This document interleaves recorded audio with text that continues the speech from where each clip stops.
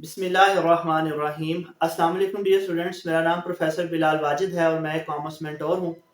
आज की क्लास को शुरू करने से पहले, आज की डेफिनेशंस पे जाने से पहले, लास्ट वीडियो जो हमने बनाई थी डेप्रिसिएशन, अमोर्टाइजेशन और डिप्लीशन वाली, उसमें एक छोटी सी गलती हाईलाइट हुई है और वो गलती ये है कि उसमें डिप्लीशन के स्पेलिंग थोड़े से गलत लिखे हुए हैं।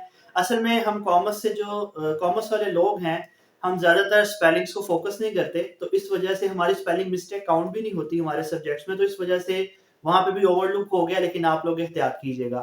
अब आते हैं आज के हमारे लेक्चर पे जो कि है कैलकुलेशन ऑफ डेप्रिसिएशन, कि डेप्रिसिएशन को कैलकुलेट कैसे किया जाता है। डेप्रिसिएशन को कैलकुलेट करने के बहुत सारे मेथड्स हैं, लेकिन इंटरमीडिएट लेवल पे हमने सिर्फ दो मेथड्स को पढ़ना है। एक को हम कहते हैं स्ट्रेट लाइन मेथड, एक को हम क्या कहते हैं, स्ट्रेट लाइन मेथड, और एक को हम कहते हैं डिमिनिशिंग बैलेंस मेथड।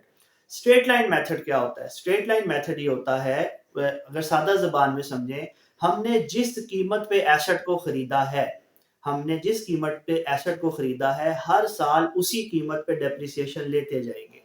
पहले साल भी, दूसरे साल भी, तीसरे साल भी, चौथे साल भी, हर साल उसी कीमत पे हम क्या लेते जाएंगे, डेप्रिसिएशन लेते जाएंगे। इसे कहते हैं स्ट्रेट लाइन मेथड।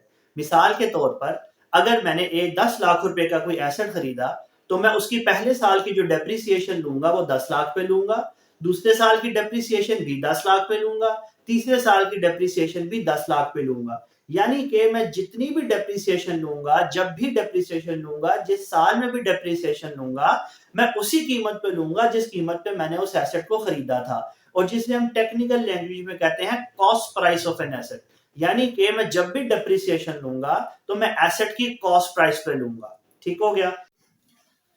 तो स्टूडेंट्स, कॉस्ट प्राइस क्या होती है? कॉस्ट प्राइस के लिए बस आप इतना सा भी फिलहाल जहन में रखें कि जिस कीमत पे हम किसी एसेट को परचेज करते हैं वो उसकी कॉस्ट प्राइस कहलाती है।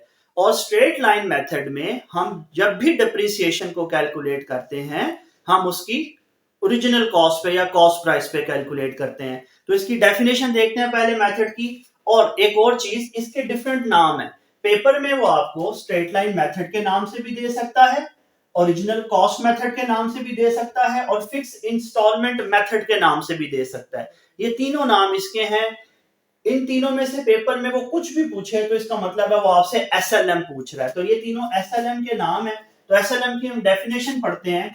A method of calculating depreciation, depreciation को कैलकुलेट करने का ऐसा तरीका, इन विच, जिसमें depreciation is calculated each year, जिसमें हर साल डेप्रिसिएशन कैलकुलेट की जाती है ऑन ओरिजिनल कॉस्ट। ये पंच वर्ड है बेटा स्टूडेंट्स, ये पंच वर्ड है, ये लाजमी आपने लिखना है कि हर साल डेप्रिसिएशन किस अमाउंट पे कैलकुलेट की जाती है, ओरिजिनल कॉस्ट पे कैलकुलेट की जाती है।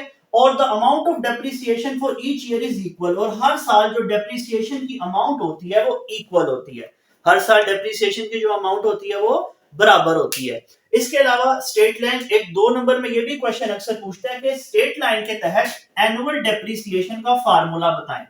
स्टेट लाइन के तहत एनुअल डेप्रिसिएशन निकालने का फार्मूला बताएं। तो वो फार्मूला आपने ये बताना है, cost of asset minus scrap value divided by estimated life या इकोनॉमिक लाइफ। तो आपने परेशान नहीं होना, हम कॉस्ट प्राइस को भी पढ़ेंगे, उसकी डेफिनेशन, स्क्रैप वैल्यू की भी डेफिनेशन पढ़ेंगे, लेकिन इस वीडियो में मैं सिर्फ आपको इन दो की डेफिनेशन पढ़ा रहा हूं। तो बाकी जो रह जाएंगी वो इंशाल्लाह जरूर पढ़ेंगे। तो ये स्ट्रेट लाइन के तहत एनुअल डेप्रिसिएशन निकालने का फार्मूला है, और अक्सर पेपर में वो 2 नंबर का आपको दे देता है कि बताएं स्ट्रेट लाइन के तहत एनुअल डेप्रिसिएशन कैसे निकाली जाती है। तो उसका फार्मूला है cost of asset minus scrap value upon estimated या इकोनॉमिक लाइफ। तो ये तो था हमारा स्ट्रेट लाइन मेथड। दूसरी हमारा जो मेथड है उसे हम कहते हैं रिड्यूसिंग बैलेंस मेथड या डिमिनिशिंग बैलेंस मेथड। इसके भी 2-3 नाम है। रिड्यूसिंग बैलेंस मेथड भी इसको कहते हैं, डिमिनिशिंग बैलेंस मेथड भी इसको कहते हैं, रिटर्न डाउन वैल्यू मेथड भी इसको कहते हैं। ठीक है? अब इस पे जो डेप्रिसिएशन है वो कॉस्ट पे कैलकुलेट नहीं की जाती। आपने बस एक वर्ड याद रखना है, स्ट्रेट लाइन मेथड में एसएलएम के अंदर जो डेप्रिसिएशन है वो कॉस्ट पे कैलकुलेट की जाती है, और रिड्यूसिंग बैलेंस के अंदर जो डेप्रिसिएशन है वो बुक वैल्यू पे कैलकुलेट की जाती है। किस पे कैलकुलेट की जाती है? बुक वैल्यू पे। बुक वैल्यू कौन सी होती है? बुक वैल्यू होती है जो डेप्रिसिएशन माइनस होने के बाद आती है। मिसाल के तौर पर, मेरा 10 लाख का एसेट था, उसमें से मैंने 1 लाख की डेप्रिसिएशन माइनस की, तो मेरे पास पीछे एसेट रह गया 9 लाख का। ये जो 9 लाख है ना, ये मेरी बुक वैल्यू है। ये जो 9 लाख है ये मेरी बुक वैल्यू है। तो आपने ये याद रखना है, रिड्यूसिंग बैलेंस के अंदर डेप्रिसिएशन हमेशा बुक वैल्यू पे रिकॉर्ड की जाती है। ठीक है, इसकी डेफिनेशन पढ़ते हैं। इसके नाम मैंने आपको बता दिए, reducing balance method, diminishing balance method, written down value method, वो कुछ भी बाद तो बुक वैल्यू मेथड भी कह देगा जी, बुक वैल्यू मेथड के तहत क्वेश्चन सॉल्व करें तो ये यही है जी। डेफिनेशन है A method of calculating depreciation in which depreciation is calculated, depreciation को calculate करने का ऐसा तरीका जिसमें depreciation calculate की जाती है हर साल on book value। ये पंच लाइन है स्टूडेंट्स, ये पंच वर्ड है। हर साल depreciation किस पे calculate की जाती है? book value पे calculate की जाती है। The amount of depreciation in this method for each year is less than the previous year। और हर आने वाले साल के अंदर जो depreciation होती है वो पिछले साल से कम होती है। तो स्टूडेंट्स ये दो डेफिनेशन थी हमारी आज की, इनको दोबारा मोटा मोटा देख लेते हैं, मोटी मोटी बातें देख लेते हैं। पहला, स्ट्रेट लाइन में डेप्रिसिएशन हमेशा किस पे ली जाएगी? कॉस्ट पे ली जाएगी, कॉस्ट प्राइस पे। और डिमिनिशिंग में डेप्रिसिएशन हमेशा किस पे ली जाएगी? बुक वैल्यू पे ली जाएगी। ये इसमें डिफरेंस है। उसके बाद स्ट्रेट लाइन के अंदर स्ट्रेट लाइन के 3 नाम आपने याद रखने हैं, वो अक्सर आपको पेपर में दूसरा नाम दे देता है। डिमिनिशिंग के भी 3 नाम आपने याद रखने हैं।